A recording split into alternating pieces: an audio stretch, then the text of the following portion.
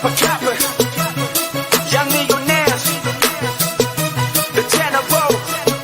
Okay, I wake up every day, I'm feeling good, I'm feeling great. Every day I'm getting paid, man, this life is going great. I just wanna celebrate, I made it in and out of state. $1 million in the case, I got it hidden somewhere safe. I multiply all my millions and really I am extremely wealthy. I distributed my millions with my family. This is just the beginning, I purchased a Lamborghini. Driving around the city, believe me, you haven't seen me. Made it through all the struggle, defeated all of my rivals. I was never entitled, I had to fight for survival. Man, this life is amazing, it's crazy the way we made it. Now I'm living my dreams and I'm barely just getting started.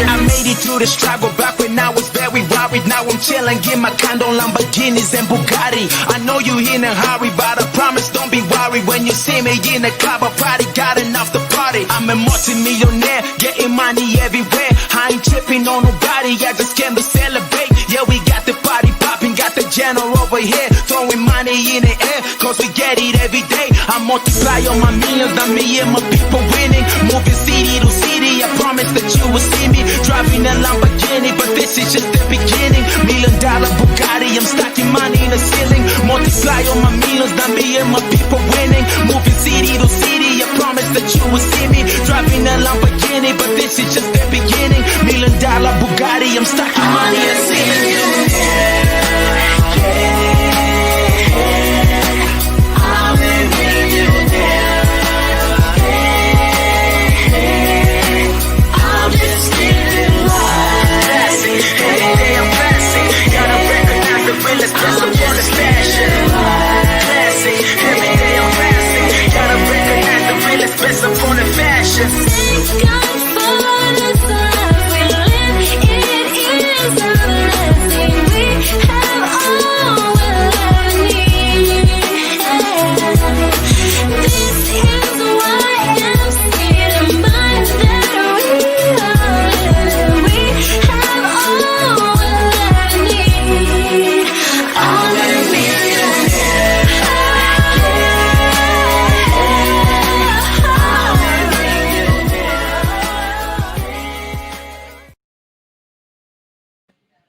Live from the grill on San Mateo, the Truth Podcast.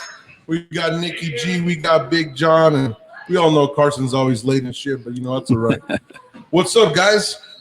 How's it going? Hey, the week's been amazing. Just knocking out life. Hopping all over the grid. I should have stayed on the grid, Nikki. I'm not trying to get out of the grid now. How are you, John? I'm doing good. I spent 4 days in Vegas, so that was nice. Got to go out. My son had a showcase out there for football, so that was good. That's always a good time. That always cleanses my heart to do things for him. So that's awesome. Now that guy's got a wingspan, Nikki. Yeah, he's got a hell of a wingspan, right? I saw that on Facebook, and I was like, "Holy smokes, that's good to see." You know, local guys just doing big things. That always makes me happy. To see that. I was going to try to get out there and go to Vegas twice, and the body just couldn't take it. I cleansed my liver here for about 3 days. Yeah. That's good. That's good. I'm really excited about today. What you got going on? You know what, guys? One of the things that you hear thrown around a lot, right? That's pretty talking about manifestation, right? Manifestation, your dreams and this. And so what people are thinking is that you can just sit here and just think this is going to happen for me. And it's not, and it just automatically happens out of nowhere. So from my perspective, my experience, I want to dig a little deep. I'm going to take you guys back on I'm going back I'm bullshitting here. I'm going back 17 years, and I'm going to share something with you guys about what I've learned about manifestation and stuff. And so you guys know that, one of my first loves is martial arts. And, I made myself a goal. And in the next 3 years I'm really focusing on developing the chi. Have you guys ever heard of chi before? Absolutely. Okay. So I have developed the chi. I would say at a 60% level. I can do some pretty cool stuff. But I want to get down to where I was 17 years ago and surpass that in my martial arts skills, being a swordsman, mastering the chi. And I was telling people, I says, what do you want to do from a physical standpoint?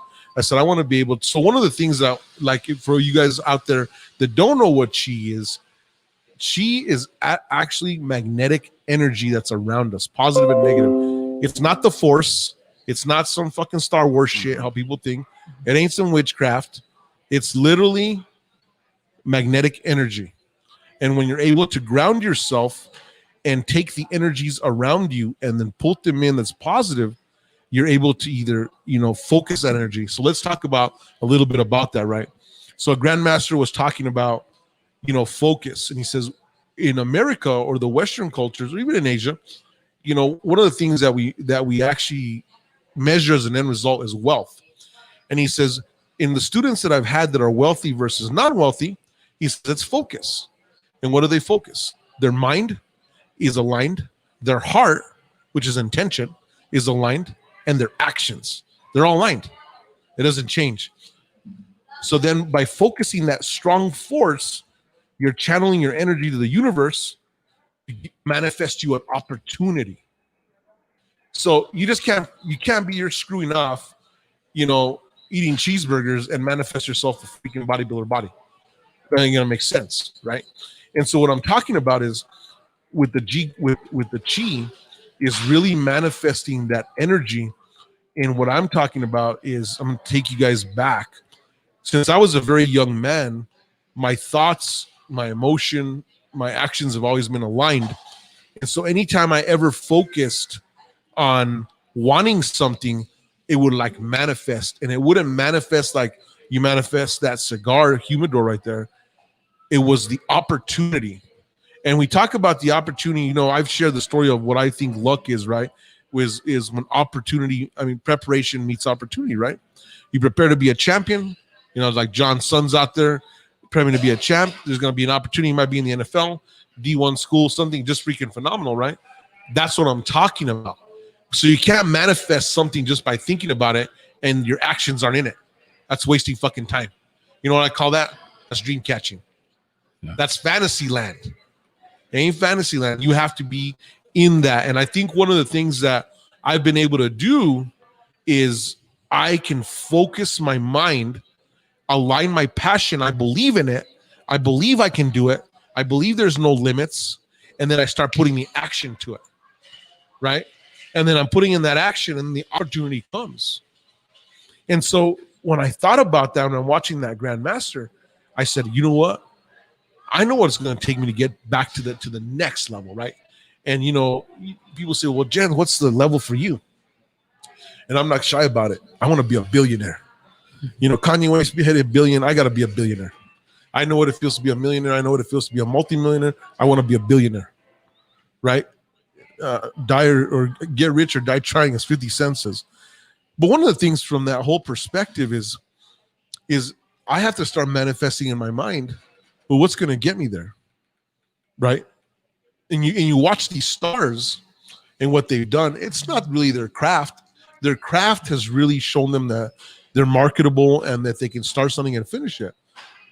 So you look at Kanye West, he's a billionaire now, right? He sold the Yeezy brand and now he's a billionaire. Well, so what it is, it's not about being a rapper. He's, being a rapper got him to be a multimillionaire and, great success. So it's about building that brand and then someone else seeing that's a big brand, either co-investing or buying it, or you're creating a product that everybody wants, like Apple, right? Or Facebook stuff. So now I'm manifesting and saying, what's going to be the next step for me? Well, I'm in the lab, so to say. I'm building these next things. Don't know what it is, but I'm sure it's going to manifest, but I'm going to put the action to it, right? The same thing with what I'm talking about physical.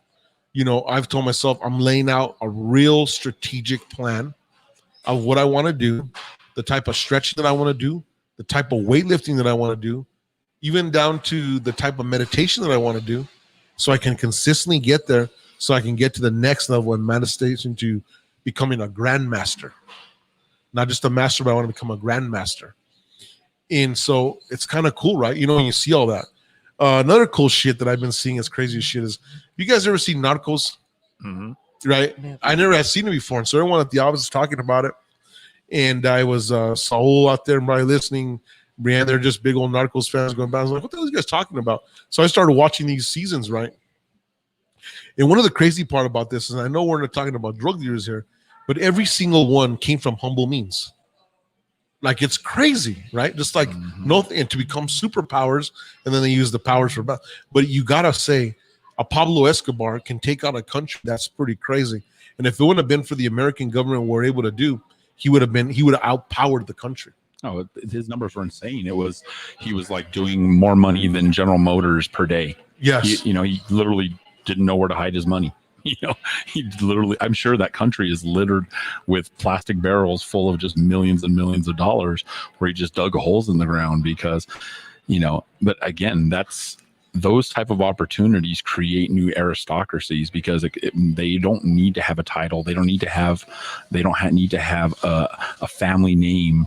That just gives them a massive amount of opportunity. And I think, entrepreneurship is exactly that. It isn't based upon what your family name is or how big a silver spoon you were left. You can build from nothing. Absolutely. So when I thought about that, man, it's like a bunch of mountain boys like me. Something about the mountain. I don't know what that is about coming off the mountain, but ultimately, that's when I look at that manifestation. You look at, it's crazy. I have a lot of meetings, a lot of vendors and stuff, and I look at where they're at, and a lot of them are good, but they're missing greatness or good to the next level of marketability. And what it really, really is that they don't have a game plan. They're not decisive with their decision making. They're all over the place. I call it the Barbie syndrome. One day I want to be a barber. No, one day I want to be a supermodel. No, I want to be a photographer. No, I'm going to be a UFC fighter. And you think I'm kidding, but I've met multiple people that have told me all 5 things, right? And you're like, holy shit, these are all across broad spectrum.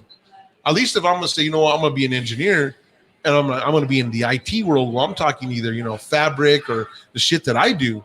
But imagine if I was a mechanical engineer, like, I want to be an electrical engineer, like, be like, holy shit, you're a complete paradigm shift. This is exactly what I'm talking about. You can't put that focus in, you're not going to be able to do it. You can't go from boxing to being a gymnast. Absolutely. Like, this doesn't make any sense, right? And I think that if you're not able to align reality, you're not going to be able to manifest reality. So if you're stuck in what I like to call the bullshit world, the filter life, we talk about the filter life, which it's really not there, you're going to get the filter life results, which is really nothing, right? Mm-hmm. And I was looking at craziness shit as one day I'm looking at Instagram and this fitness model came out and she was talking about, girls don't feel bad about this. And so she was posing and she showed her just standing and then posing.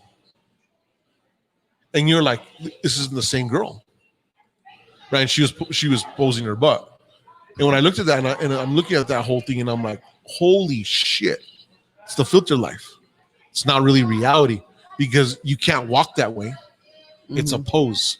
Yep. And so a pose is really happening for a moment, but you can't sustain it. And so it's not a reality. And I think that's kind of what I think is so freaking lost with the world today and our youth and stuff is because everyone's in I say the filter life. Doesn't make any sense. So manifesting is you want to manifest reality. You don't want to be in La La Land and think, what, I'm broke as shit. I've never done anything. You know what? I want to mask myself to be a millionaire. That doesn't make any sense. The universe doesn't even understand that language because you haven't even taken any steps in what?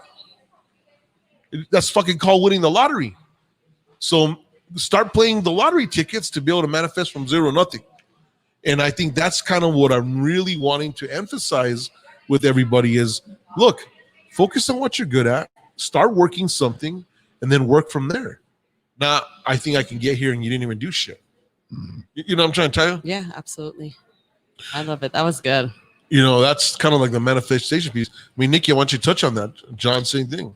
Yeah. You're talking to a master manifester. I have to say I've said that with pride for, the past 15 years is because I learned about it, but I applied it and I kept getting better at it and I kept learning more and I kept understanding the fundamentals and some of the biggest things that I teach people these days in manifestation is what we're talking about, action. You know, you have people, I have friends that sat there and wrote like, you know, affirmations on their mirrors, and you know, there's the good stuff that they're doing, but they never left their house. They never did anything different. They never, you know, put any lines out to manifest what they were desiring. They just thought someone was going to knock on the door and be like, oh, here's, you know, the career that you wanted or anything. So that's like one of the biggest things that I've always talked about.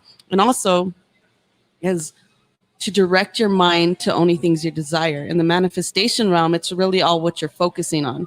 So I learned the hard way that manifestation is not wants and needs, because in the universal language, the universe doesn't hear what you're saying. It's hearing want and need. That's the frequency that you're sending out. So whenever I tell someone if they want to manifest something, you got to be grateful for it. First, you got to be grateful for where you're at. You got to be aligned. You have to be completely clear of your desire. You know, I used to always joke around with someone, you can't just say red Mustang, and you're going to get hit by a red Mustang because you weren't specific. I want to own and drive a red Mustang, you know? So some of the stuff that I was really cool. I love this platform to talk about this, because it's probably one of my strongest strengths is learning how to do little brain exercises that actually help you manifest. So I used to teach people to choose a color of the day. And so we'll just say green, right?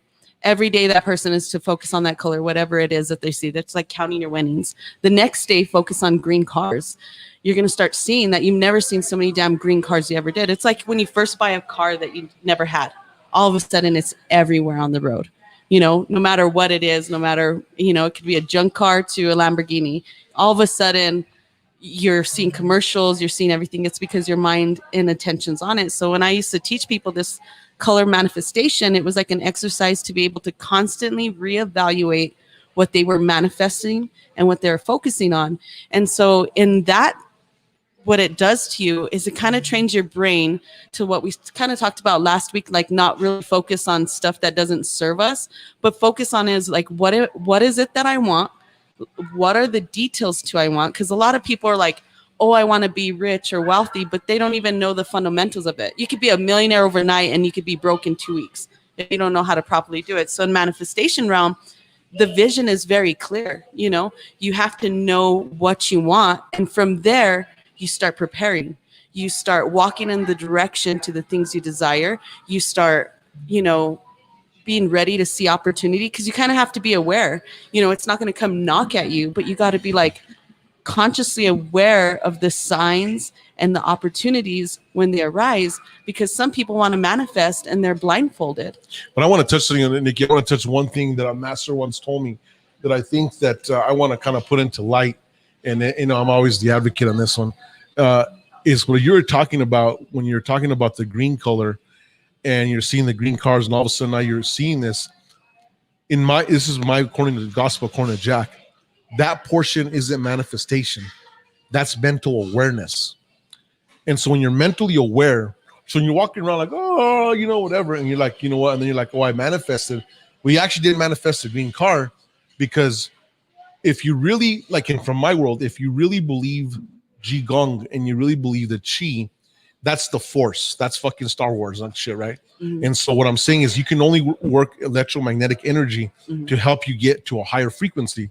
So what I think that is being mentally aware, but most people aren't even mentally aware, so they can't even have a manifestation situation because they're not even aware what the fuck's around, right? Exactly. So you got to start with mental awareness. So I think what I liked about what you said there is that's what I'm hearing, and I think for the people out there, they're hearing what you're saying, Nikki, and they think, well, you know what, I manifested this, so now I got good at it, and they just stop, and that's mental awareness. And so I don't want anyone to get confused between mental awareness and manifestation. And I want to give you guys a real simple example, because I'm a mathematician kind of guy. So what I mean about manifestation versus awareness. So you start off, you're saying with the green car, what those people are teaching you is the long Western way of not the Eastern way. So let's just take it to basis. In the basis of martial arts, let's take like a Jeet Kune Do style, right? Or let's take Kung Fu. The first thing the masters do with you is they put you on horse. You're in horse for I don't know how long. You could be in horse for a month, depending what they want, right? Then they teach you dragon. Then they teach you a tiger pose. Then they teach you crane, right? And you're in like, what the hell? And so you're in these poses all the time. And it's not what it is.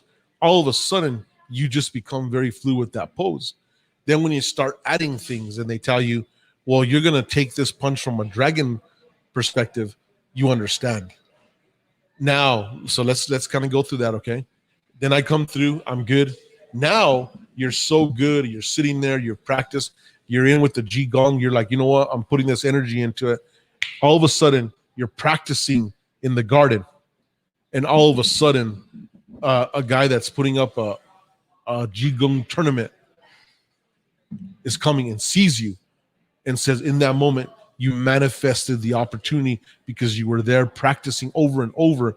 And you might have tuned that energy out there and that individual wouldn't turn, but the energy was so strong that his eyes flowed. As an organism, we go to where the energy is. It's like a plant. Wherever the sun is, if you watch, the plant will actually move to where the sun is. And that's what I'm trying to get down to nitty gritty. And this is what I don't like what's being taught out there is where it's not really explained. And it's just brought out to a very like, oh, you know, we're stuck what you said about the green cars.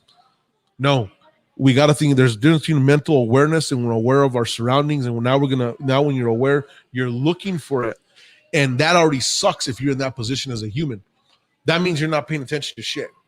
And so when you become so mentally aware of your environment or who you are, like you are in the morning, you're not like, you know, you look in the mirror and you're like, shit, I'm 20 pounds off. That's just straight awareness.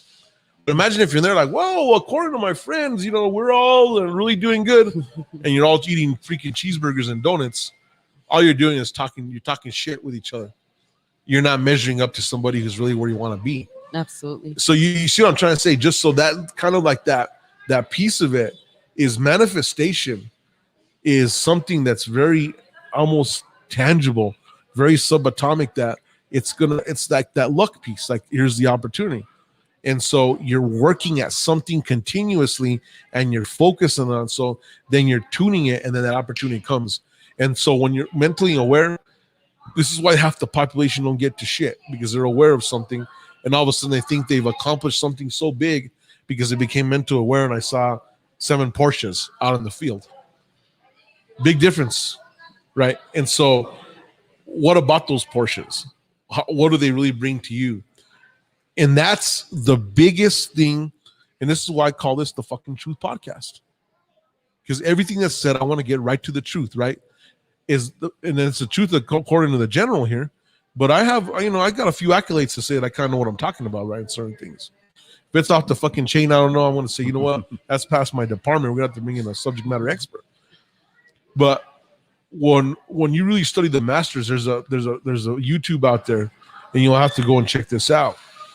And so he talks about energy, and someone's coming with a force, and he's sitting down, and he's sitting in a prayer position, and the guy runs at him full force, and the master stops him like a foot of him, like he just hit a brick wall.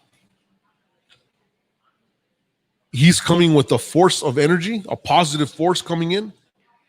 The Grand Master is able to take his positive and hit him back with the positive. What happens with magnets when you get magnets that are magnetized of the same magnitude? What happens? They repel. Yeah. Right? Mm-hmm. So he's using the exact same energy and really redirecting his energy as a channel out of him. And so when people see this, and this was done, I think one was done at Harvard, and people were like, holy shit. But do you see what I'm trying to tell you? And that's the level of manifestation that I'm talking about. So you're talking about manipulating. It's not really manipulating. All you're doing is literally taking his energy and reflowing it, or taking the energy that's in the morning. Like, you guys ever gone to the ocean, and like when you go out to the ocean, you automatically feel like better for some reason? You talk about this all the time with the outdoors. Yeah. The reason is because you're drawing the energy force from the ocean, and you're drawing the energy force from the mountains. The mountains are a bigger force than you. The trees are a bigger force than you. That's why if you step on like if we took our shoes off right now, we went out to the pavement and stepped on it, we're not going to feel shit. But if we took our shoes off and we went to the dirt, you're going to feel something different. It's crazy if you're open. It's because you're actually feeling the energy of the earth. Yeah.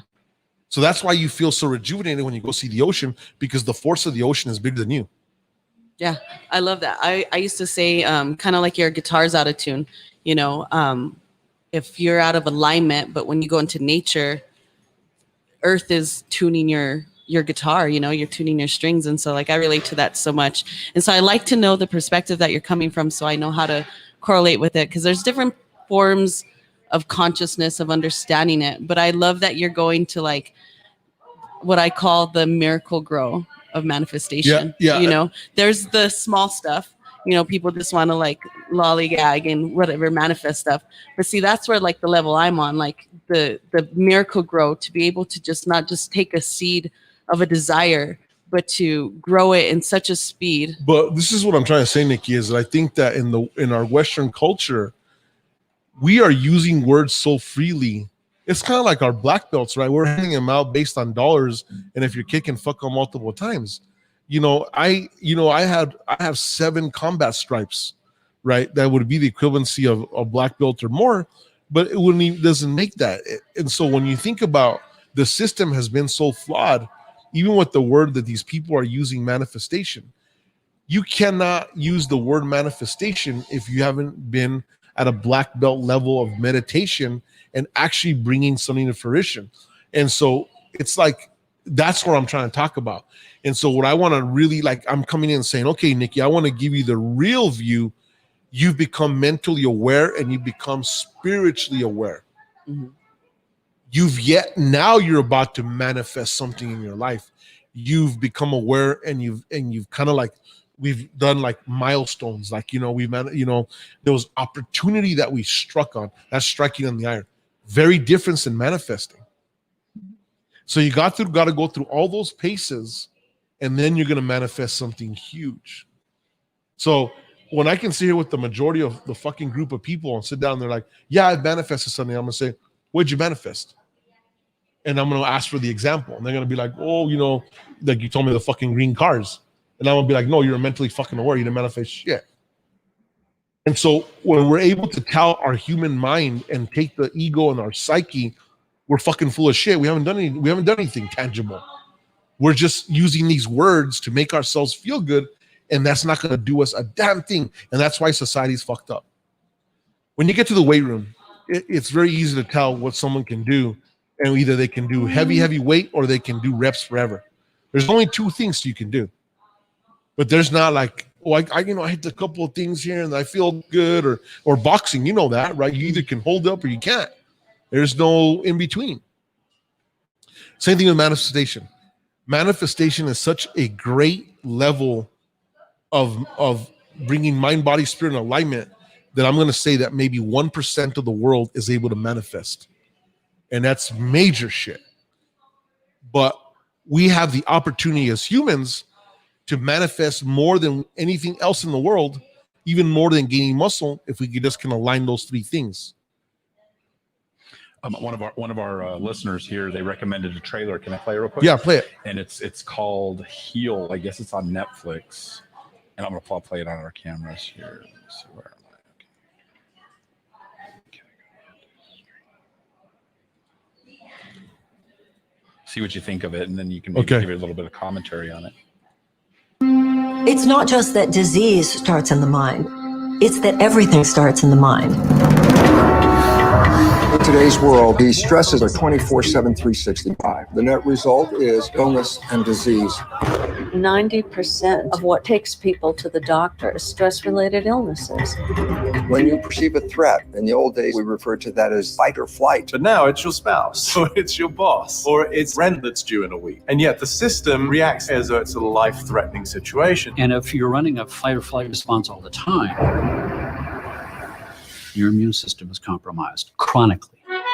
We have most money going into healthcare than any country in the world, and we have some of the worst statistics of healthcare. Doctors and insurance companies give a drug, which then has a side effect, more toxicity, more ill health. My body wants to be healthy, but it's the head. It's the fear. I don't know who I am without being sick. In a way, we have more faith in the power of cancer to kill us than we have faith in the power of infinite possibility. Every organ in the human body has the ability to heal itself under the right conditions. What are those conditions? That's the question. We are in a mindset that our body is a machine full of organs with buttons and levers that need adjusting. Psoriasis and eczema, cause unknown. Multiple sclerosis, cause unknown. Fibromyalgia, cause unknown. There have been radical remission for every single cancer type. Pancreatic cancer, stage 4 lung cancer, a big brain tumor that's considered inoperable. There are examples of people out there who have healed from it. When I looked at the data, they were all using these 9. Only 2 of them are physical. The rest are mental, emotional, and spiritual. Does this mean medicine is all negative? And I go, absolutely not. Medicine does miracles with trauma. If you have a chronic illness, believe the diagnosis, but don't believe the prognosis. What we see here is belief itself shifts biology. That intelligence giving us life. It is the greatest healer in the world. These symptoms are brilliantly intelligent in waking us up. Doesn't matter how long you've been sick, you can heal, and always remember that and never forget it. That right there is manifestation. So you look at this piece, right? I'm gonna give you an example. So right before, I think the last podcast I told you guys when I came back, I got shingles, and they were major shit. I thought I blew my back. When I checked my back and I went to my doctor, she's like, "You're on the latter end of the shingles," and I was like, "Holy shit!" And it was stress induced. But you couldn't have. This is a must watch, and so you talk about the fight or flight because our body doesn't know anything about that. But when you said, the spouse, your boss, the environment, the situations you're in, picking wrong clients, you're on that fight or flight situation. So your body's always in reactive mode. So you got a guy like me who's mentally strong as shit. And I'm like, I think this is happening. So I'm masking. My mind is doing what pharmaceuticals is doing. I was trained as, a special operative individual. And so like my mental state is like to mask it, but the body's still going through it, right? The stress, the bullshit, all that. And so that's 100% right. So if our minds can heal those organs and tell ourselves like, hey, we got to kick back. But for me, when I got those shingles and I had to take the freaking 1,000 pills, whatever I had to do that, and I'm exaggerating here, but I'm like, this is bullshit. I don't want to be taking these freaking pills. And then I go to my doctor to get drawn today, and she's like, hey, if you start feeling like this again, we'll put you on another 10 days. And I'm like, no, fuck no, we're not going to go here. I queued up that list of like the things that you do just from a mental standpoint. Watch, look. I don't know if you want to comment on some of those things. Taking control of your health, following your intuition, releasing suppressed emotions, increasing positive emotions, embracing social supports, deepening your spiritual connection, and having strong reason for living, so I mean, those are all things that I think throughout this podcast, those are things that you've touched on. Absolutely. So look, John, let's think about this, right? You've been through some shit and you said, you know what? I'm going to focus on my kids. And you took that focus and said, I'm going to go and put all this time. It ain't about me. And so technically you're putting in that work. It's not easy. I don't guarantee your sons are like, oh, geez, Dad, this is what I really want to be doing instead of screwing off. But you've done that. And so that's a manifestation, the opportunity. And you have one thing I love about your personality is kind of like, well, I'll see how this goes. And I'm more like, it's going to happen, right? This shit's going to happen. And that's why I'm really wanting to meet your son, because I always like to see great people. The only twist that I bring to it is I bring kind of that Floyd Mayweather approach. Like, I'm going to get it. It's going to happen. And so it kind of creates a bigger vibration instead of that, fuck it, if you fail it, you fail it, but go in with the full McCoy like it's going to, you know what I'm trying to tell you? Yeah, and I try to be humble about it. He's the one that has that little bit of cocky chip on his shoulder. Like this weekend, he's like he looks at who's number one in the nation, and he's like, I hope he goes. I hope he goes because I want to be in his group because I want to show him up. Exactly. And that's his mental attitude of, and it's no big deal for him to jump up to the front of the line. He has that confidence, and he's out there with kids that are in grades older than him, but mentally they're not. He has that in him to where he has that confidence, but I also constantly am coaching him up. And like he was there we were in the RV and I said, I introduced myself. I told the neighbors about you, and I go, you need to go over there and introduce yourself. You need to get over there. And right away, he went over there and shook their hand and he started striking up a conversation. It's something he doesn't necessarily want to do, but he knows that I'm coaching him up to be prepared for that. Yeah. Like we just had lunch and I said, okay, you're going to probably do, now that it's Hispanic Heritage Month, you're going to do Cafecito with Colon, Brian Colon. Yeah. I'm going to try to get him on his show because I want the Hispanic Chamber of Commerce to promote Aiden. You know, he's one of the few Hispanic quarterbacks in the state, one of the few in the nation, you know, and I'm trying to do everything I can for him to get his name. You know, I was a board member, right? Oh, yeah. I'm about to get you there. I'm gonna not to get my boy Brian out there, but I'm like the Air Force. I'm gonna bomb this shit. We're gonna get that rolling. Oh no, that's what I do as far as from a teacher and being a coach and being a dad. I try to manifest things for my students, for my athletes, for my sons, to try and point them in the correct direction. Now, whether or not they stay on that path, ultimately that's up to them, you know? So kind of touching back, Nikki, what you're talking about. And this is what I think, like, you're one of the individuals, Nikki, that I've seen that has more raw talent than I've seen. Like just raw talent. Like even the videos, the stuff that I see and all that, and it's like this. And like the one thing about you're going to be good and you're going to outshine most of these motherfuckers in the world and all this. But that's not what I want for you. I want you at greatness. And it's very few in life that I ever come around students that I can take to greatness. The difference between this, I'm a teacher myself. John, I know this, but I'm a teacher myself, not in the sense of like I'm in the classroom, but I'm a guy who will take very students and create fucking just phenomenal stories, right? In the next coming months, we're going to bring individuals to say the success stories. Like you look at Carson, you know, he's saying that he's selling shoes and, you know, his mom instilled a few things in him. But I literally took this little fucker, put him through special forces training, made him live with me, broke all his habits. And now he's kind of there against his wife. I like to kind of sleep in. I'm on his ass about that. But he's on life. He gets it done, right? Like so, and you look at that, and for his age of where he's at, it's pretty stupid. Oh, I agree. I told my sons about him, and I'm like, here's a kid that, you know, and I use that example, especially when I talk to parents that have students that are struggling in education. You know, I go, education isn't always the path. Okay. It's about ambition, hard work, all those things that you want. It doesn't necessarily have to mean a certificate or a piece of paper that says that you're a go-getter, that you want better for your life. I have tons of examples. And he's one of my former students in high school that, you know, I'm extremely proud that he's gone that path, and you know, I want that for other people, you know? Yeah. And you see that, and it's like, you know what? But my approach wasn't soft. He said, you know what? You're one of the hardest people to ever meet, right? I remember when he couldn't pass his exam, and he's like giving me some excuse. And he's like, well, you know, I'm meal prepping, I'm doing this. And I said, you know what? I said, you know what's funny? I says, you can always be my fucking bag boy. I don't give a fuck. And you know, I'm doing psychological warfare to you. Yeah. You don't even know that I'm doing that to you.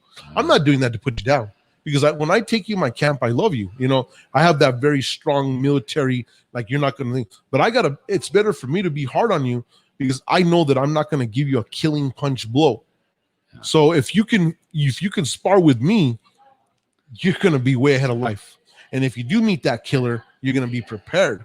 And so I said, well, you know, and I was the kid, you got to imagine this. I was the kid that had a hard time learning. And they taught me so many ways of learning that I've been able to teach other people. But then I fucking blew past everybody, right? One of the highest fucking ACT scores in Northern New Mexico, period. Even in the city here. But at the end of the day I went from the kid who couldn't get my fucking ABCs. But I said, flashcards, these teachers were amazing. And I said, dude, you need to work with flashcards. Start different so you can trigger those things in your mind, because you're a real visual kind of guy. And so you can't read something and then memorize it. And so get the flashcard, and he fucking passes the test. He comes in, he's like, I passed the test, I got this. And I was like, good. The whole time I was proud of him, but I don't want you to set a standard where you're like, you know what? I'm killing it, I'm doing this. I'm like, no, we haven't even got to the fight yet. You know what I'm trying to say? Yeah. It's like that coach when you're like, I'm ready, coach, I'm ready. And he knows you're not ready. And that's where I'm at. And that's kind of the approach that I take with everybody in my life. And like him, it was really hard work. I couldn't really see like a raw talent. And I was like, let me find this, let me cultivate what's in here. But he had that hard work. You, on the other hand, you got raw talent. It's like fucking Allen Iverson. And so you got that guy 6 foot tall, gets on the court, can do something that's just ridiculous, but I gotta push you, and you could be better than Michael Jordan because it's that discipline, or like kind of like I call it the woo-woo, and that's what I've seen in you. Like, you know, putting those 4 miles, you've done you're at a 140. Wow, right? Thank you. You're a 140. We still got that 40 degrees to go, but you're a complete 140 of that's that. And I can see it because you get it done. You know, like me, Patty, I showed her one of the coasters you made. And they're like, oh my gosh, you made that. And I said, raw talent. Did I tell you that day? No. I just took it, said, you know that, because you know the thing is about it, I want you to know that my ways, even people listening to me that talk, I'm a hard motherfucker. I'm not hard because I want you to be like, oh geez, he doesn't no. I'm hard because I want to prepare you for battle. I want to prepare you for daily life war. So when you walk out there, no one can break me. That's why people break me. Unfuckwithable. Yeah. You know what I'm trying to tell you? Yeah. But I got to put you through those paces. And when you study animals, right? And I'm a huge study of animals. They talk about an eagle. The only bird that attacks an eagle is a crow. People don't know this. A crow lands on their back and they start pecking at their wings. You think an eagle starts spinning and says, I'm going to fuck you up? You know what an eagle does? It spreads its wings because there's no count and starts to get altitude and goes so high that a crow can't breathe at that altitude. Only eagles can go at that high level of altitude. So the fucking crow faints and falls off the back, right? And it's about to crash. And if the eagle decides, it'll just thrash the shit out of it. Yeah. Start fucking with me like it's not even a chance. Yeah. That's what I'm talking about. So what I want to be able to teach people in my life is I wanted to teach you to get altitude. Because the focus is there. Not focusing about the crow on my back or what's this, is let's gain altitude. And you start to focus on altitude, then it's game over. You know, we tease people, right, in the jet game. Mm-hmm. They're like, well, I got this jet. And I'm like, oh, that's cute. What do you do? Well, I can do 18,000 feet. Okay, that's entry. Commercial liner does like 20,000 feet. You know what a Lear does? 45,000 feet. So at 45,000 feet, we're in the Lear. What do you think? Am I caring about anybody? No, we can. The only reason that we can't cut the times we do because we could actually get fined, right? Because we're fucking we can hit sonic boom speeds if we wanted to at 45,000 feet because you're not going to blow everything down enough. Mm-hmm. But you could get a commercial liner on the bottom, blow his windows. So, you know, there's rules that you got to apply to. But you always want to be the jet with the option, not the one that's stuck to the altitude. That's good. You see what I'm trying to say? Yeah. That's who I am. Yeah. I'm the motherfucker with the option, but sometimes I got to go at everybody else's pace. And that's what the position that I'm saying. And that's where you're going to go. I see you with your skills. I see the thing is, and your manifestation is about taking those skills, those fucking tremendous art skills, the shit you're doing, and manifesting something that's going to make you money. Fuck the manifesting people. Enlightening people's minds to see green colors, that's third grade. They got to go back to fucking third grade and see that. But what's good to help people and feel that. But what I will tell you is this: always deposit in a bank that's going to bring you some type of renderance back. 1%, 2%, 3%. This is why I love to help children and elderly. When I make that deposit, I'm not expecting anything back. I do it out of just straight out of my heart because I'm like, you know what? It's going to pass the generation. Or you see someone elderly that's struggling and you know they can't do it. Their body can't do it. They're going to be able to get wood.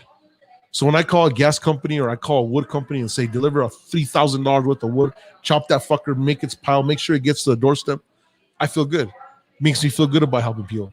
But what I don't feel good is if someone's sitting there and they can't paint with watercolors and they're saying, you know what, I want you to teach me how to paint a Picasso. Like, motherfucker, you haven't even picked up the watercolors.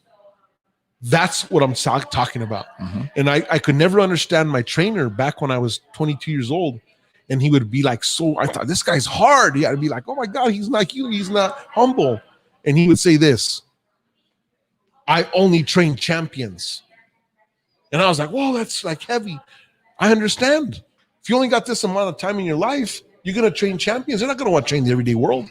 Belichick's not just bringing anybody into this camp. That's the mindset. And so that's what I'm talking about really honing that about yourself. And you're going to be there. I guarantee that ESPN Invitational, that's where your son went to. It's not the, hey guys, everyone out of high school, I want you to fucking feel good. Please show up. He was the only kid from New Mexico. You see what I'm trying to say? That's the world that the general plays in. I don't want fucking trophies for everybody. I want to be there where I know that only very few people come. At the big conferences that I've been to that are national, and they put the big tables, the medium tables, and the small tables, I've been at the VIP table. I can't remember, it was the 2012, 2014, Harmonix won Extreme Top Technological Partner Diamond Dealer in the United States. Wow. We had the most fucking engineers at that time at that mindset. When I walked up and I got that award, and they're like, it's the national award, the Diamond Dealer Award. That's where I want to be at that table. Don't get me wrong, all the small acumens are good, but I want people to be honest with themselves and be like, I'm happy for getting this little blue ribbon in elementary, but you can't be talking about elementary. You got to look at what's the next goal, what's the next goal, what's the next goal, and whatever is there. And then once you get to that level, then you'll find that you've accomplished all that, and then you'll circle back and be like, I'm going to work on my spirituality. I'm going to work on the woo-woo. I want to help people. You can't help people if you haven't helped yourself. Very true. Bottom line, broken horses can't help other broken horses. You have to be at the highest level. If I'm going to school, right, and I'm going to use John as the example. I want John as my teacher because he has so much knowledge. He's not going to be pushing the knowledge on me. Have you guys ever heard of the push-pull method? Mm-hmm. My teacher used to love me. I was a pain in their ass.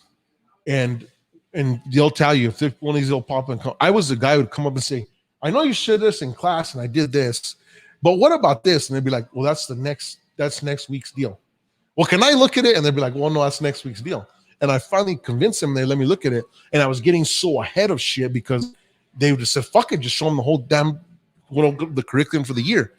But what I was building was the plan to get so good at it that I was already well prepared on that subject before we even got to the subject. Because that's just how my mind works. Mm-hmm. John said the other day about Encyclopedia Britannica. My parents brought me Encyclopedia Britannica when I was like in second grade, and I read them all. And I spend there, that's why I'm like a walking Google. That's awesome. But that's what I'm talking about. You know what I mean? And so mental awareness versus manifestation. So I can't even manifest 100% yet because I'm not there. And so we want to just get those levels of martial arts. And so when I hear these hoorah-rahs that are just a bunch of shams, on social media saying this and use these words, it pisses me off. Because you're not really, you're just using them as marketing. They weren't meant for that. The masters are just like the master development. It doesn't make any sense to me. But when I talk about Qigong and Qi, I take it from a real Eastern philosophy. I can never take it into Western words and have some Westerner teach me about the Qi. That's full of shit. These are masters of generations. And I think that we lose respect for what really is there. And so the story about life, this is why money is in the segments that it is. A penny's a penny. A penny can never say it's a quarter. A quarter can never say it's a $1. A $1 can never say it's $20. $20 can never say it's 100. The line that I always say, there's levels to these bezels, right? The Timex can't say that it's this Breitling. That's fucking life. And so you have to get to that accolade and that achievement and be able to say, well, I'm a Breitling. If you're saying that you're a master watchmaker, well, who are you watchmaking for? Well, I'm back here in the backyard with my friend, my primo, and we put this. You're not a master fucking watchmaker. You're a good craftsman, but you're not a master watch. Who are you actually benchmarking off? Life is about benchmarks. So when you call yourself I'm mastering something or that, you better be able to benchmark off some badasses. That's why I say I'm trying to get to a grandmaster level because I'm gonna bench. It's a long. I might be at there when I'm 80. I could probably get to $1 billion faster than I can becoming a grandmaster because everything is so aligned, right?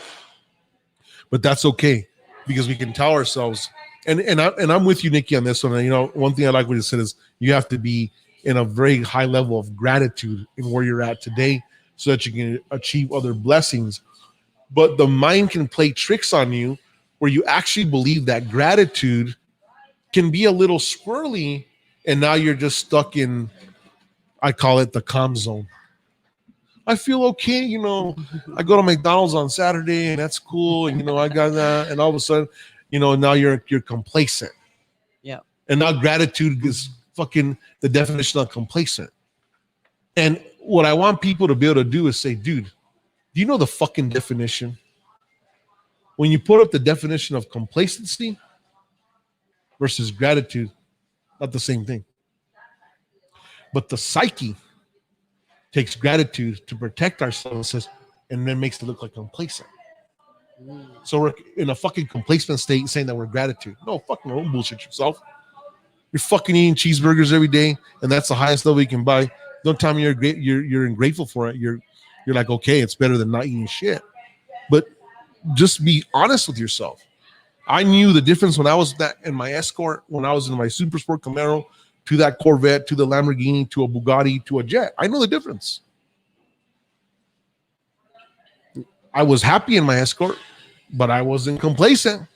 I was like, I want AC in this son of a bitch. Right? Then when I got to the second Camaro, I liked it. But it was a V6. I'm like, I don't want a V6. Then I got the Super Sport Camaro, and I was like, oh shit. I like the taste of a V8, man. This is why the V8 is. It's brand new, white leather, the whole 9 yards. I see people treat me different. Oh shit, what's above this? And I came to Albuquerque, and I started seeing some of the wealthy, younger people with the parents, and they're in a Corvette, and I'm like, fuck. Well, I'm quite there, and then I'm in the club, but I want to be right there. Then I got to the Corvette level, and I'm like, holy shit, and I'm right there, and all the 60-year-olds love me, and all the, you know what I mean? Then I looked over at the Porsche club, and I'm like, well, fuck, what do those guys do? Do you see what I'm trying to say? Always leveling up. Always leveling up, but I'm in gratitude if I go up or not. I'm always gracious where I'm at, but not complacent. That's good. And everyone's got all this shit all mixed up, and this is why we're here in the Truth Podcast. That's really good. Complacency could really stun you for years, Are you familiar with Dr. Emoto? No. He's a doctor out of Japan, and you would really like him, especially because you like the scientific stuff. So he used to hold these studies where he would get water and he would do different type of affirmations or stuff, and he would freeze them, and he'd I heard about this. Okay. So he would freeze the water, and it would change its molecular structure by its surrounding. And so that's a big part of our manifestation, is even to sickness, health, everything. What we surround ourselves changes our molecular structure, and our molecular structure sends everything off to our mental, to our emotional, to everything. And so what's really cool about him is I actually got to drink water that came from it. It was a really cool story. I'll have to tell you guys that one day, but I loved the experiments he did. You play rock music or you play, country, the water all froze in different places. And he used to do a study with rice, and he'd put water and rice in schools, which you would like. This is a good thing to do with students. And in one corner, every day the students would pass by, they'd be like, I hate you, you're ugly, all this negative stuff, that whatever. And then on the other one, it was all positive. And the other one they completely ignored. While the rice that was negative was completely rotten and gross. The one that was positive was naturally fermented, and the one that was left alone turned black. And it was crazy to see that just from the energy filled around it, it changed everything. So then look at us. You hear people I'll hear someone talk about, I remember sitting in an RV that I owned in Arizona, and I met this neighbor, and I was in this RV park, this huge place, and this lady and her sister were battling on telling me what was wrong with them. They were trying to win who had the most injuries. And then I could see their life and I could see their words, and it was just wow, at this time is when I was introduced to them. Look at their molecular structure, what it did to their body. They're complaining, all of that stuff changed the way their bodies, reacted and stuff. But there was another study, I want to say it was from Colombia. Yeah, before you go into something else, yeah, do you want to see a little short video on that? Yeah, please, because I love him. He passed away in 2005. Yeah, because I'd never seen that. Oh yeah, it's awesome.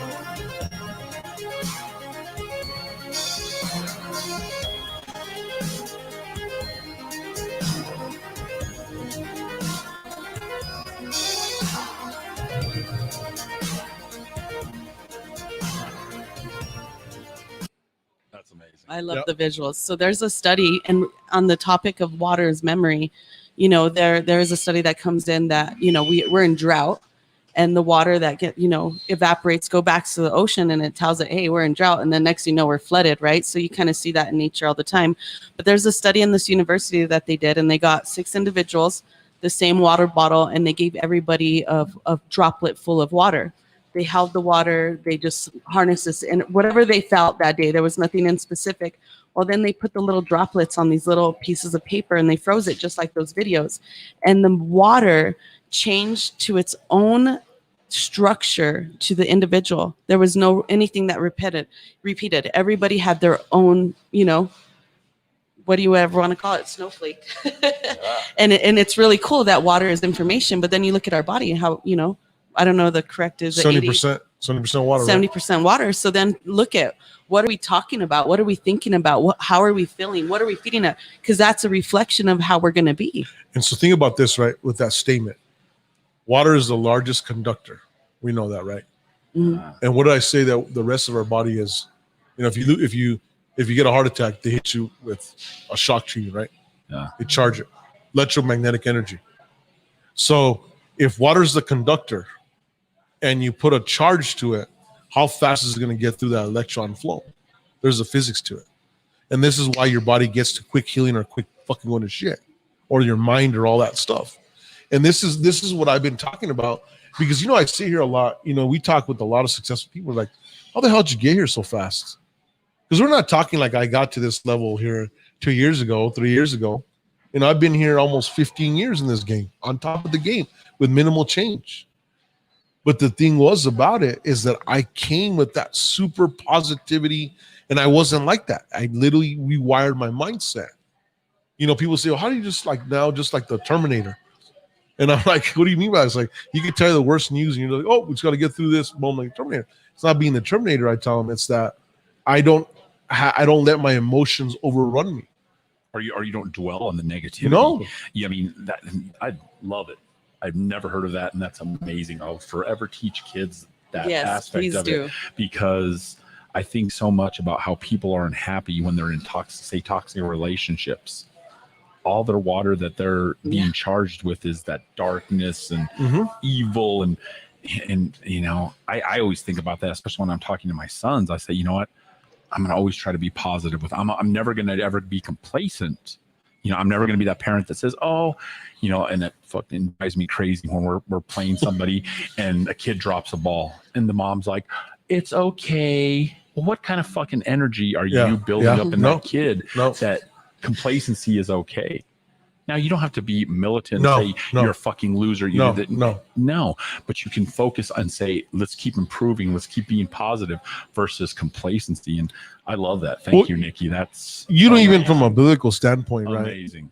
When you read the Bible, it says, and I'm going to chop this up according to the general, right?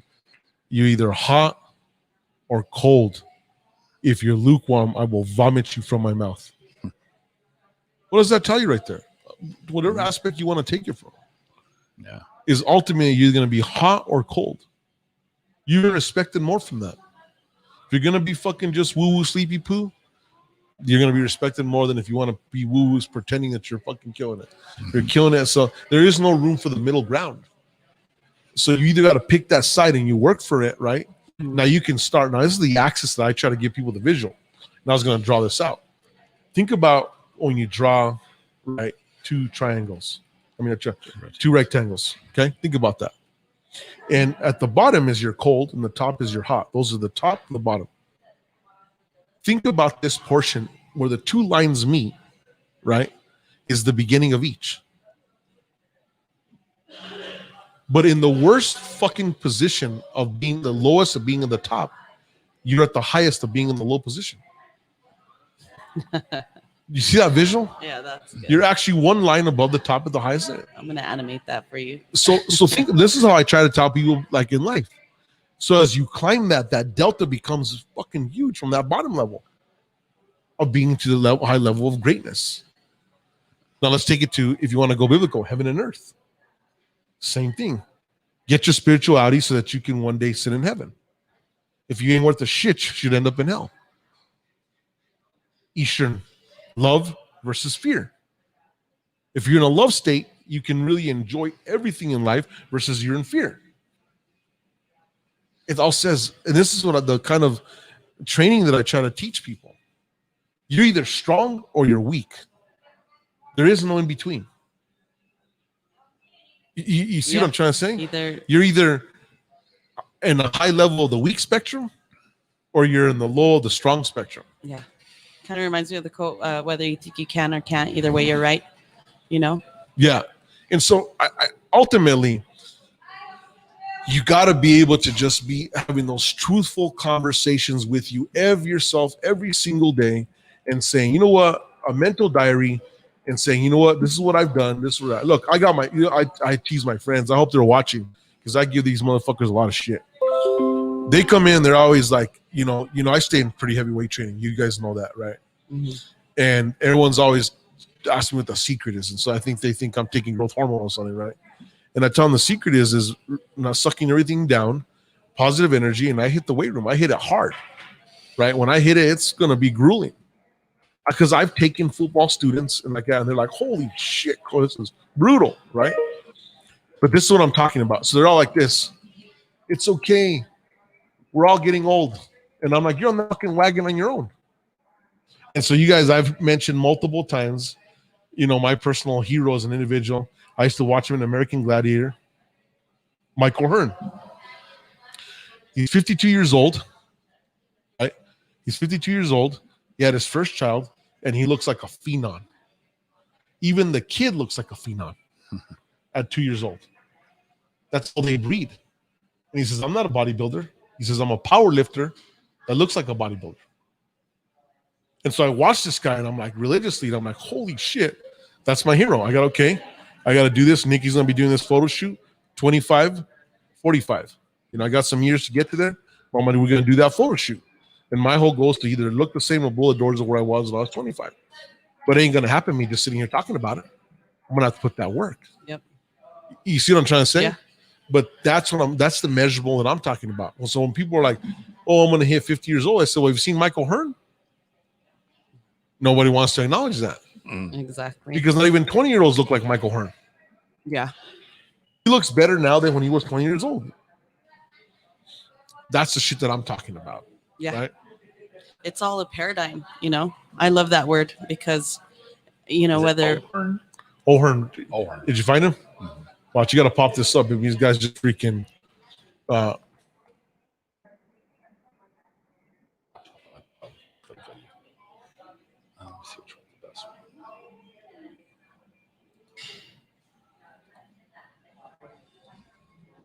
When John pops me, I'll find a quick YouTube of this guy.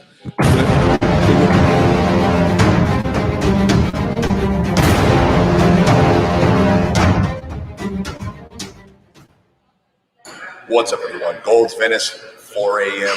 And I have to say, this is the right time to be here. The most beautiful girl in the gym I've ever seen in Gold's Venice is here, and I'm about to go up and talk to her. Yeah. And here she is, hot striker. He's massive. So that's not Michael Hearn. This is a guy that passed away. But watch, let it go. That's his dog, Striker. I'd say I'm doing pretty good. Now watch this. No, it is. He's got the moves. He's gonna come in now. Watch.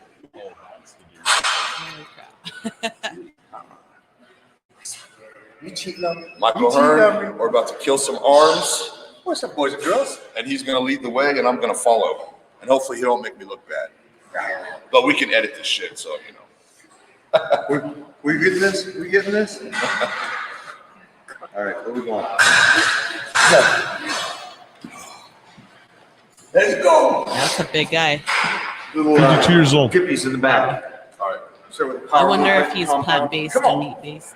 Meat-based. Yeah.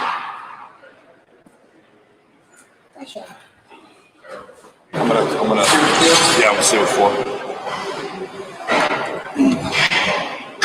This is the blog set. I thought the last 3 seconds. Lock in. You see the guy in the black, how massive he is. And you'll see in this video, Michael Hearn blows doors off just with straight power. And you're like, oh, shit. Kill it. Get it. Get it. 7, 3 more. 8, 9, finish it out. 10.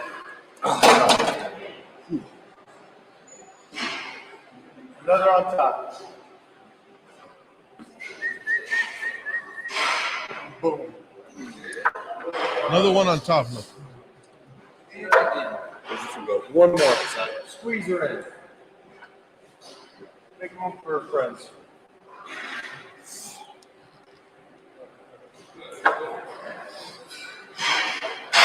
There's 4 more.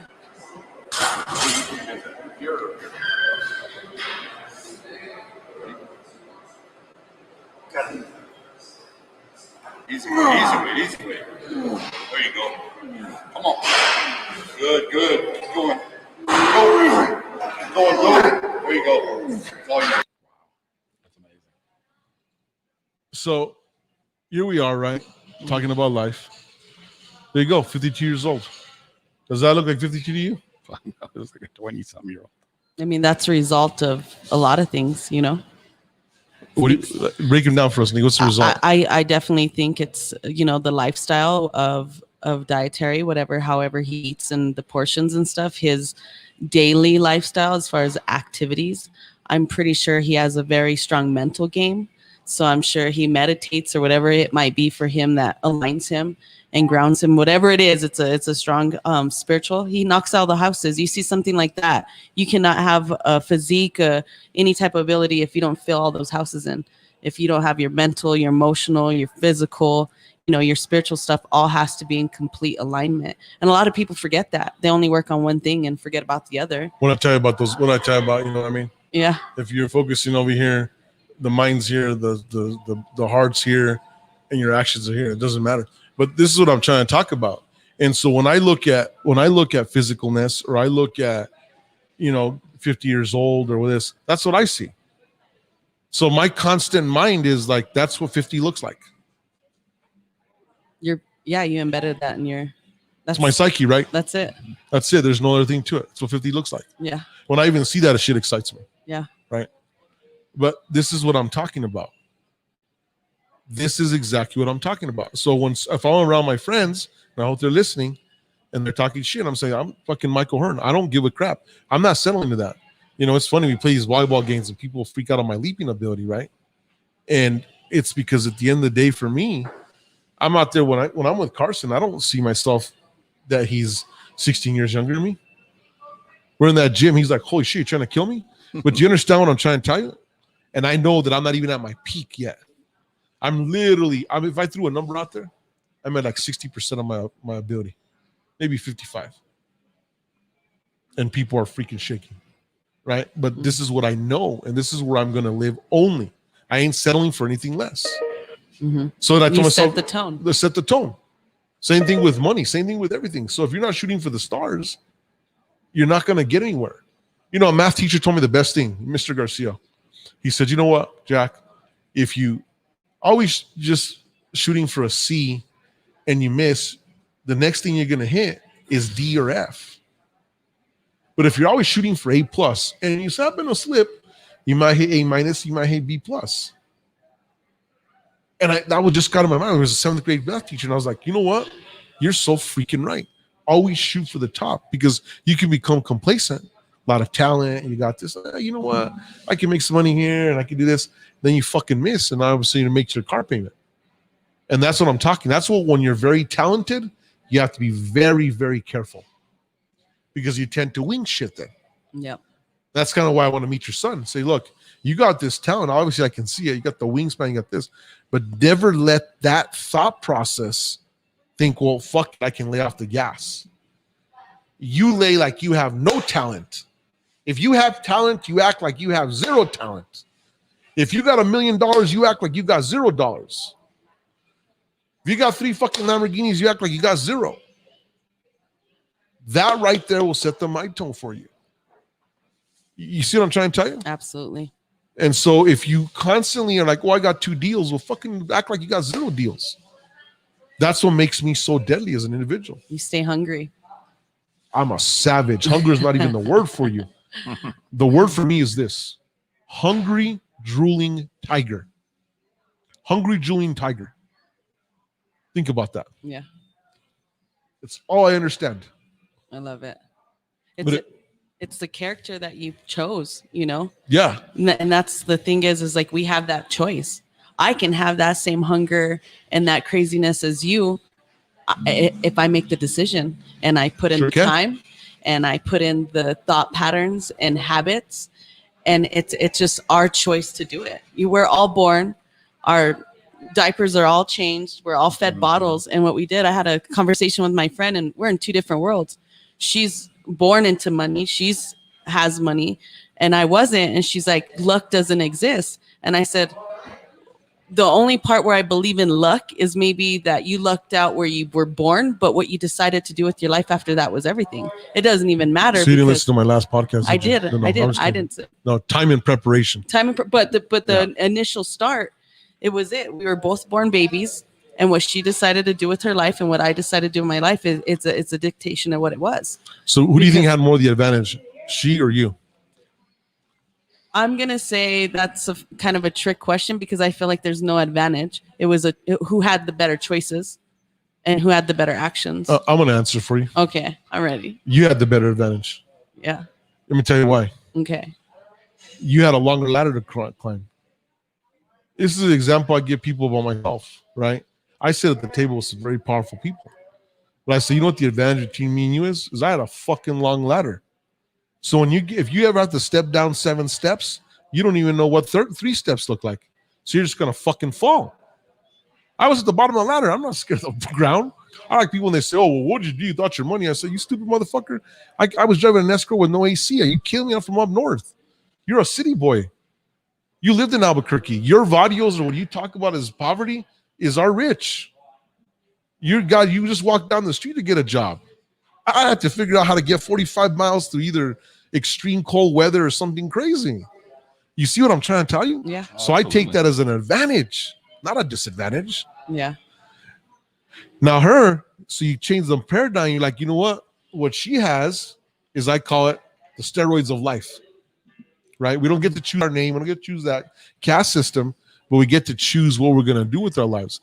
The one thing that I don't agree with is we're not all born with the same abilities. That's fucking full of shit. I can't throw the football like your son. I don't give a shit. We can all sit here and do it. We ain't throwing the football like your son. I don't care what it is, right? We're a blend of nature. We're a blend of nature. Yeah. But his son's not going to punch as hard as I punch. And nurture too. Yeah. You understand what I'm trying to say? Just our body physics. So what I'm trying to talk about is that's where you sit back and ask yourself, and we shared that about the fish. You sit there and say, if I take a fucking killer whale and I put it on the water, on the beach, it's not a killer whale. Can't do shit to you. Right? If I take a lion and drop him in the ocean, can't do shit to the dolphin. Technically, the dolphin could kill him. So you got to sit back and say, God, what type of animal was I born as? And right when you make that decision and you stop fantasizing about being a lion, you stop fantasizing about being a hungry Julian tiger, you stop fantasizing with that, and you're a fox, the moment you take on your fox ways, you're going to get so much further in life. And this is what I try to tell the youth. It doesn't matter what your peers are telling you. They're full of shit. You know what I mean? Yeah. I used a funny story in high school, right? The finest chick in high school, when I ended up here, when I saw her one time at Walmart, was 300 pounds. And the skinny chick in high school, everybody was teasing, was the finest chick. And so it's only at the moment of what does that person do? So that person had everything for it. All she had to do, maintain and continue to greatness. So she was born at a disadvantage. But when you have to work for it and you got to go that much harder, you ain't going to let it go. That's like me. Yeah, when I'm going for something, I'm going like a hungry Julian tiger with my competition. The difference is that even at the level of CEO that I'm at, I'm still going to get in there. Don't matter to me. It's living life with no limits, either on the high limit or the low limit. And once you identify that, you'll be unstoppable. Be unstoppable.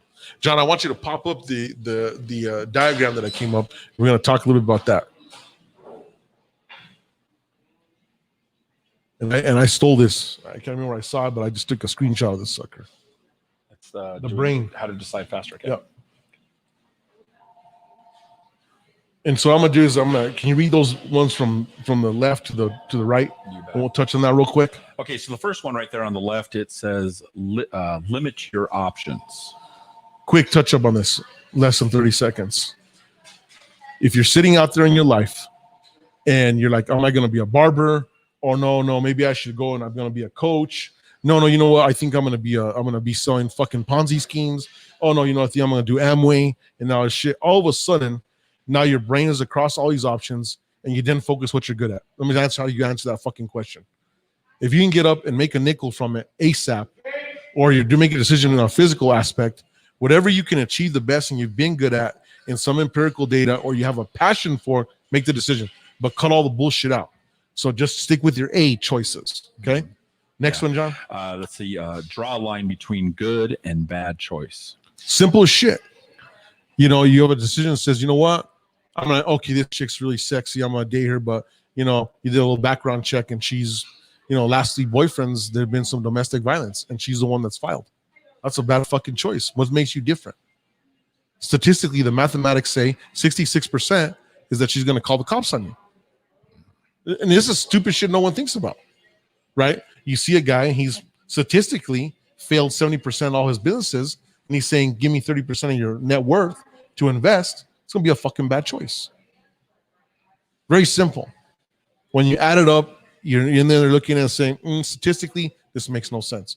Someone says, I want to borrow a loan so that I can go and fucking buy a trailer to pull cars, but I don't own the truck, and I own this, but I'm going to do this. Statistically, he's not going to fucking make it. So if you lend the money, you're a dumbass. You see how those lines got in quickly? Real quick. Hope you got that. Listen to your gut feeling. This is a freaking heavy one. Every time I've never listened to my gut feeling, it's cost me money. Right? Your gut feeling is the Holy Spirit talking to you. Listen to it. If you sit there, you meet a person, you're like, you know what? I don't think I vibe with this person. This is a bad choice. Listen to it and roll on. Because then you'll make concessions. We talked about that 2 podcasts ago, right? So gut feeling is huge. Yeah. The other one, think of your time as money. Think of your time as money. Nikki, how many times have you been taken to the paint and people do this, do that, do this, and they don't do shit? Right? No. I mean, look at this. I knew how valuable you were. I said, I need you to get these pictures for me. We got into accounting. We typed in some cash, send it to you immediately. Did you ever ask me for it? No. I knew what the value was. So I'm like, this is what I expect. This is what I'm talking about. So like me, I was in a deal this morning when the guy's like, oh, this construction company wants you to look at this, break this. I said, I'm not doing that. They know what they're going to get. I've already told them. I'm not a dumbass. I'm not going to break you out my bill of materials so you can try to find it elsewhere. That no. If you don't believe in the person you've called, then don't sign with that attorney. So I know what my time is money. So I'm going to say no to a lot of shit. We talked about that a lot of podcasts. It's a good one. Another one, know that decisiveness grows with each decision. Practice, right? You're very decisive on decision 1. You see the result. The next one, you're quick as decisive. You see the result. Now you create a flow. And so now every decision you're making is just a flow, and you're making leaps and bounds, right? Because you're just decisive in your decisions.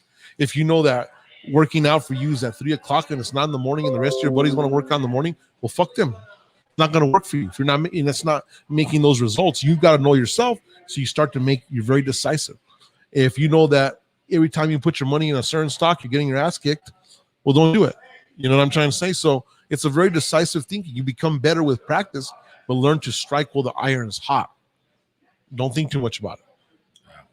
And last one, remember that indecision kills. Huge. You're sitting there, you've weighed out all the pros and cons, you know that there's more pros, and you're talking, and all of a sudden you lose the house. Or I've been in these positions where I've lost deals and I was like, what the hell was I thinking? And I was the first one at the game. Oh, I'll come back to it. No way. Procrastination, worst cancer in the world. Strike immediately, or you'll just be left with a lot on decisions that were unmade. You know what I mean? So yeah. So, and that goes over the things of how to decide faster, the mindset of making faster decisions. And to close out this podcast, I want to put this picture that I sent John This picture is worth 1,000 words. And what I want is, John, if you can read the bottom. Look at this picture. Okay.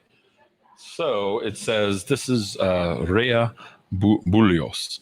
She was 11. She couldn't afford to buy sports shoes to compete, so she covered her feet with plaster and she drew a Nike logo on them. Guess what? She won 3 gold medals: the 400, the 800, and the 1500. Wow. This is fucking manifestation right here. She thought she was wearing Nikes. She put the action into play, and here she is later on. That's manifestation. Yes. So this is what I'm saying. When people are out there, I have the excuse. I have this. Well, I was born with this. I was born with trainers. She wasn't born with shit. And look, she put the plaster, drew a Nike symbol, believed so much that she had Nikes on, whatever she felt on, and look at that, to win 3 gold medals. Wow. You look at that, ladies and gentlemen, a picture's worth 1,000 words. As my famous words is, there's nothing to talk about. I hope you got a lot out of this podcast. You make your quick decisions. Don't let people bullshit your minds. And you know what I mean? So stay tuned for the truth, because that's what the general does here with the crew. We're out, guys. Have a good one. Harmonix Technologies, your New Mexico business IT solution. With incredible products that will fit your needs both big and small, and unmatched service, it's your vision delivered. Learn how we can help your business roar into action today. Harmonix Technologies, your New Mexico business IT